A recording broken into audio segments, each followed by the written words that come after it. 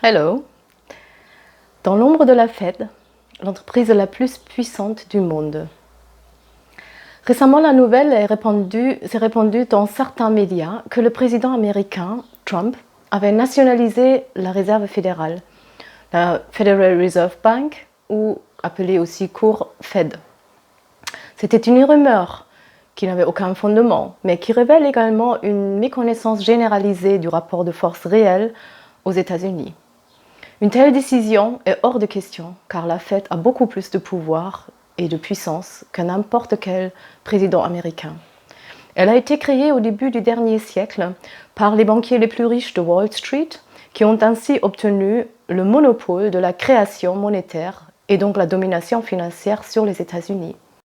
Après la Seconde Guerre mondiale, la Fed a élargi sa sphère d'influence à travers le monde en introduisant un nouveau système financier mondial, le nouveau système connu sous le nom de Bretton Woods.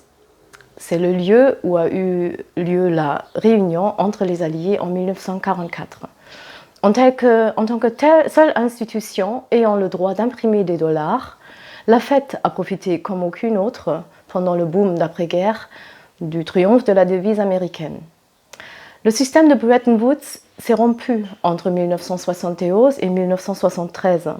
Nous avons appris cela en cours d'histoire, n'est-ce pas?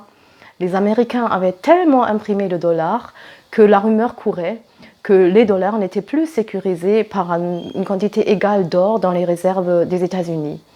C'est le président de Gaulle qui a retiré l'or français suite à ces doutes qui étaient de plus en plus manifestes, et les États-Unis ont réagi. Ils ont aboli l'obligation de la détention d'or.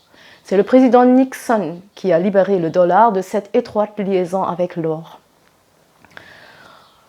Ensuite, il y a un nouveau facteur qui a rendu, comme par tour de magie, au dollar sa prééminence et son importance inégalée. C'est un accord qui était initialement tenu secret entre les États-Unis et l'Arabie saoudite, qui a assuré la prochaine augmentation de puissance en 1974. Cet accord a lié le dollar au pétrole dans le monde entier, créant ainsi le pétrodollar. Qu'est-ce que cela veut dire? Cela veut dire que quiconque veut acheter du pétrole doit d'abord se procurer les devises américaines pour pouvoir faire ses courses. Ceci a rendu la Fed encore plus influente, car tous les pays du monde dépendent du pétrole et sont obligés maintenant d'avoir des importantes réserves de devises et de dollars depuis lors pour assurer leur approvisionnement en pétrole. À ce jour, la Fed appartient aux propriétaires de ses banques membres, à savoir l'élite financière américaine. C'est cette élite financière qui gouverne et qui contrôle les pays en arrière-plan et n'autorise que les présidents qui sont à son service. Le principe du faire s'applique. Le personnel de la Maison Blanche va et vient, la Fed, elle reste. Les partisans du président Trump feront remarquer que leur idole s'est parfois plainte de la politique monétaire de la Fed au cours des 2 dernières années, et a même discuté publiquement avec le président Jerome Powell. Mais cela peut être considéré tranquillement comme un combat d'exposition organisé par les deux parties, qui devait juste distraire le peuple américain en temps de crise et lui faire croire qu'il est régi par la Maison Blanche et non par Wall Street. Néanmoins, la Fed, comme aussi ses banques membres, ont connu une réduction importante de leur pouvoir pour la première fois ces derniers temps. Le processus de concentration dans l'économie mondiale a conduit au fait que quelques entreprises, en particulier Apple, Microsoft, Facebook, Netflix, Google, sont devenues des véritables géants du marché et dans le monde entier, non seulement financièrement, mais aussi dans le domaine des technologies de l'information, extrêmement importantes. C'est eux qui disputent à l'heure actuelle ce poste spécial de la grande puissance. L'alliance de ces poids lourds serait à elle seule un facteur important que la Fed devait prendre en compte. Mais derrière cette alliance se trouve une autre entreprise qui a acquis plus de pouvoir au cours des 20 dernières années que toute autre dans toute l'histoire de l'industrie financière.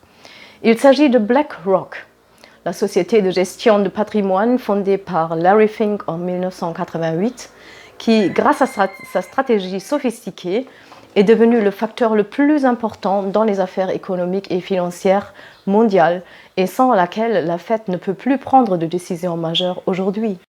BlackRock gère 7,4 billions de dollars, ça veut dire 7 400 milliards de dollars pour ses clients, déplaçant ainsi plus d'argent que toute autre société financière. Le fonds détient participation sur participation dans 18 000 sociétés, dont tous les acteurs majeurs des marchés financiers. Ils peuvent avoir ainsi une influence décisive sur tous les marchés mondiaux. Mais surtout, BlackRock a un atout qui lui fait également monter dans toutes les banques centrales du monde. C'est Aladdin, un système composé de plusieurs milliers de mainframes qui gère un total d'environ 30 000 portefeuilles d'investissement d'une valeur totale de 15 billions de dollars américains. Aladdin contient la plus grande quantité d'informations privilégiées financières jamais collectées et analysées et peut, par exemple, simuler les effets des pandémies sur les portefeuilles individuels. C'est la combinaison des investissements d'entreprises, des informations privilégiées et des réseaux politiques comme troisième pilier, qui a fait de BlackRock le dirigeant des affaires financières mondiales. Contrairement à la Réserve fédérale, BlackRock ne peut pas créer sa propre monnaie, mais cela n'est plus nécessaire pour lui.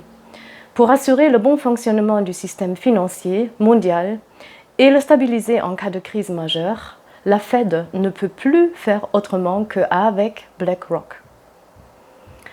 Je vous recommande à ce sujet un documentaire sur Arte intitulé BlackRock. Je vous mettrai le lien de la vidéo sous cette vidéo-là.